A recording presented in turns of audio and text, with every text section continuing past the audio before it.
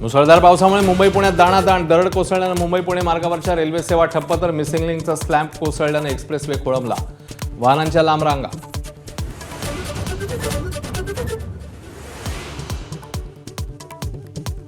नाशिक त्र्यंबकेश्वर इगतपुरीत उद्या ढगफुटीचा अंदाज, तब्बल 300 मिलीमीटर पावसाचा इशारा. आठवडी बाजारासह शाळा कॉलेजेस बंद, एसडीआरएफची पथकं तैनात करणार. जोरदार पावसामुळे पुण्यातल्या मावळमधील पाटण गावात घरावर दरड कोसळली, कुटुंब ढिगाऱ्याखाली. दोघांचे मृतदेह सापडले, एकाचा शोध सुरू. वरुण राजाच्या रुद्रावताराने वसई विरारमध्ये हाहाकार, रस्तेमार्ग ठप्प, रेल्वेही बंद. एनडीआरएफच्या साथीने माझाची टीमही रेस्क्यू ऑपरेशनमध्ये.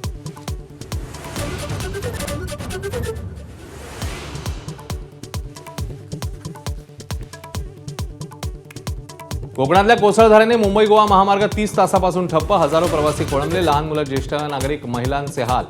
सोसाट्याचा वारा आणि दरडीचा धोका कायम.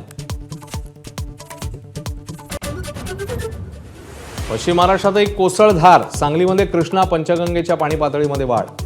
कोल्हापूर साताऱ्यातही जोरदार, तर वेण्णा नदीवरील पूल तुटल्यानं पर्यटक अडकले.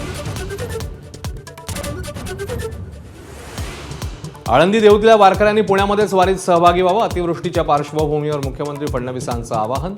इंद्रायणीतल्या पुरामुळे खबरदारी घेण्याचं संस्थांचंही साकडं. मुसळधार पावसामुळे रायगडमधील 28 धरणांमध्ये 78% पाणीसाठा. खडकवासलामध्ये दमदार हजेरी, तर मुंबईच्या धरणांमध्येही 8% भर.